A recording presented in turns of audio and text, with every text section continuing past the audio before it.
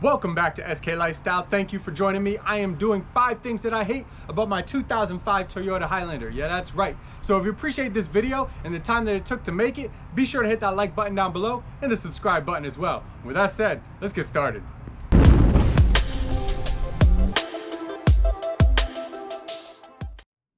All right, so number 1 on the list is the seating position. Now it doesn't look too bad right away, and the seats are very comfortable, but there's not a lot of room to move. I'll show you. This is as far back as I can go. I mean, really. And the steering wheel, it doesn't go in or out, so I can't push it in anymore. And of course, this isn't a race car, so the pedals aren't moving whatsoever. So with my foot on the brake just resting, you see where it is? Right under the steering wheel. Of course, I could bring it up, but then it's just not gonna be, it just feels like I'm driving a school bus or something. So it feels better when it's all the way down and there's very little play to begin with. And then, yeah, it's just, it feels tight. So yeah, you can recline the seat back a little bit, but that's really about all you got. You can kind of dip it down a little to try to make yourself flatten out a bit, but there's just not a lot of movement. So if you're about 6 feet or any taller, you're probably not gonna like driving this car for long periods of time. Well, let me not say that. You're gonna be adjusting yourselves a lot. The seat is very comfortable, the ride's very comfortable, but you're just gonna wish that you could kind of extend your legs out a little bit more. And even sometimes I kind of do, just rest it right next to the brake as far back as it can really go. And it's really not even that far enough to feel comfortable. But yeah, that's number 1 on the list of things that I hate about this Toyota Highlander. Hey, and don't forget, be sure you subscribe to SK Lifestyle. Yeah, that's right. You just want to hit that subscribe button right there and that notification bell. All right, so number 2 on the list, the armrests. Now they are good materials. Yeah, I'll give them that, but they're not the same height. What's up with that? I don't think any car should have 2 armrests that aren't the same height. When I sit here, I can feel in my shoulders, they're kinked a little. And it's because this armrest is about 1 inch higher than this one. And as well, this armrest is gonna dip down after a while from just wear and tear. So this one, it feels even lower than it should be. So when you're driving for a long period of time, you can definitely notice it.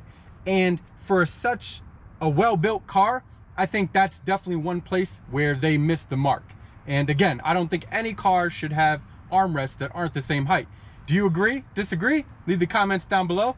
On to the next one. All right, so number 3 is, well, I'll show you. It's right here.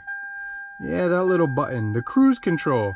So what do I have, a problem with it? Well, it's not the way it is. Instead of a button, it's here. That's fine. I got used to it like that.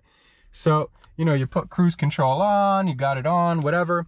My real problem with it is this car loves to drive at such a low RPM that if you're trying to do the speed limit, which is typically 65 places, you're gonna find as soon as you go over any hill that's of any kind of significant amount, anything more than kind of a gradual rise, when you're at 65, it's going to immediately kick up the RPMs and go really high. And it does it a lot. So what I found is when you go up a hill, you want to either just take off cruise control and just power through it with your foot, or you want to have cruise control up to like 72 or more.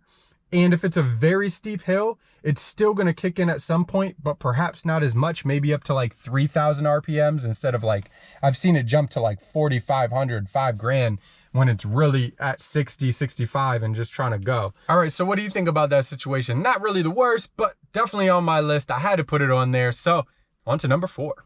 Okay, so what's SK's 4th complaint? Well, it is this right here, the ignition. Not so much the way the key works and everything, that's fine. But the light up. I come in here so many times at nighttime and it's not lit up at all. It only lights up when like the door's open. As soon as you close the door, the light turns off. So when you go to start the car, then it's super dark and you're just, you're sitting there with the key and you're trying to just jam it in and you're just, going like this all over the place trying to find it. Or I got to turn on the light, you know what I mean, to go do it.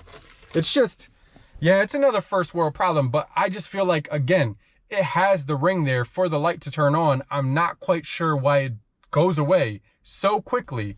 And right now I actually have the lights on, right? So like yeah, I mean, so you can see the lights are on. So I think anytime the lights are on, especially, this should still stay on, but it doesn't. Okay, so here's what I mean about the light. So you get in the car. Oh, you see the nice little light right there, right?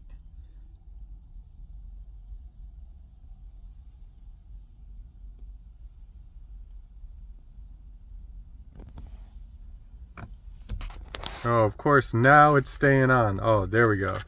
All right, so that's just one more thing that I do not like about this Toyota Highlander. All right, and my last gripe for this car, well, at least for this video, is gonna be something simple, but again, it's the things that you deal with the most that kind of annoy you the most. So, you know, we got some great, you know, cup holders right here.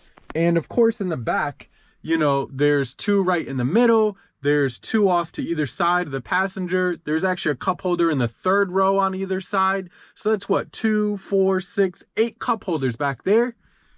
Only 2 up here.